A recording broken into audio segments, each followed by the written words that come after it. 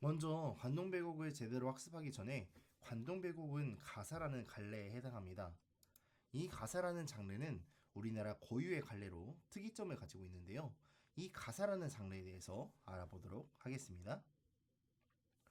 먼저 가사란 고려시대에 나왔던 경기 채가에서 발생한 장르로 형식상 사음보 연속체 음문, 다시 말하면 사음보의 운율로 길게 이루어진 시라고 볼 수 있고요. 내용상으로는 수필적 산문으로 볼 수 있습니다.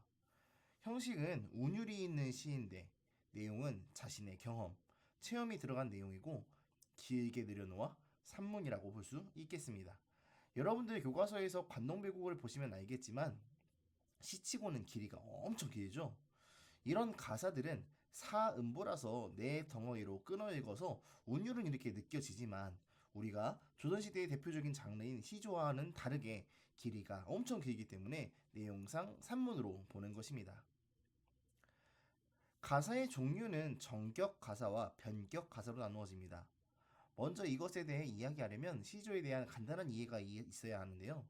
시조는 초장, 중장, 종장의 3단 구성으로 이루어진 3장 6구 45자 내외의 조선시대의 대표적인 시의 한 장르입니다.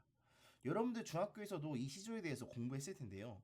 시조, 특히 평시조의 경우에는 우리가 지금 배우고 있는 가사처럼 음보가 몇 음보로 이루어져 있나요? 그렇습니다. 여러분도 잘 아시듯이 사음보로 이루어져 있고요. 그리고 시조라면 반드시 고정되어 있는 곳이 하나 있죠? 맞습니다. 종장의 첫머리는 세 글자로 고정되어 있습니다. 이렇게 시조처럼 가사의 가장 마지막 줄 첫 구절이 세 글자로 이루어져 있으면 정격 가사라고 하고 맨 마지막 줄 첫 구가 세 글자가 아닐 경우에는 변격 가사라고 구분하고 있습니다. 그럼 이렇게 우리가 가사에 대해 간단하게 알아보았고 이제 우리가 배울 관동별곡에 대해서 살펴보도록 하겠습니다. 먼저 관동별곡이라는 작품에 대해 간단하게 소개하면서 작품의 이름에 대해서 이야기하고 넘어가야겠지요. 우리나라에서 관동 지역에서 관은 강원도에 있는 대관령의 관을 의미합니다. 그렇다면 관동 지역이라고 하면은 대관령의 동쪽을 이야기하는 것이지요.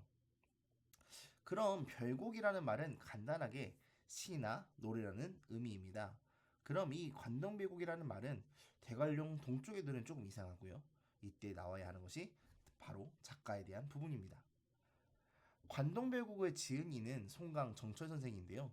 정철이 강원도 관찰사로 임명을 받는데 강원도 관찰사가 되어 강원도를 전체를 다니면서 쭉 둘러보는 것을 순방이라고 합니다.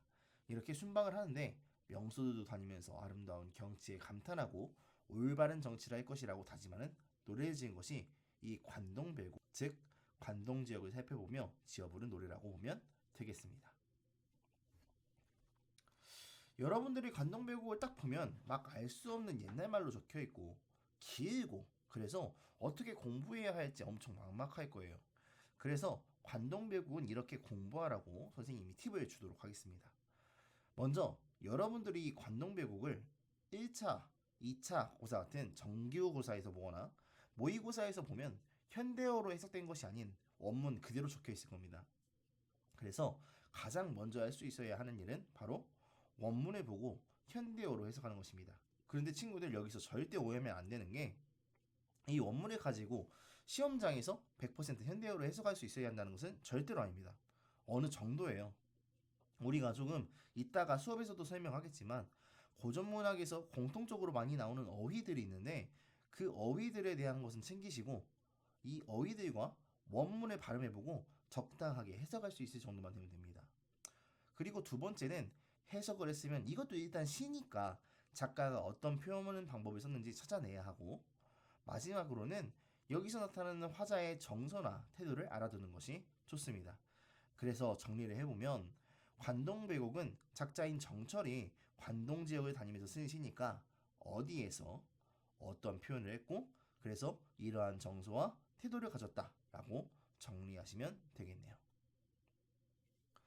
그래서 여러분들이 이 관동배곡에서 핵심적으로 나타나는 정서와 태도 5가지를 먼저 정리하고 이것을 기초로 관동배곡을 풀어나가도록 하겠습니다. 선생님이 수업하면서 계속 이걸 가지고 여러분들에게 설명을 해나갈 거니까 꼭 기억하고 있어야 합니다. 먼저는 연군지정.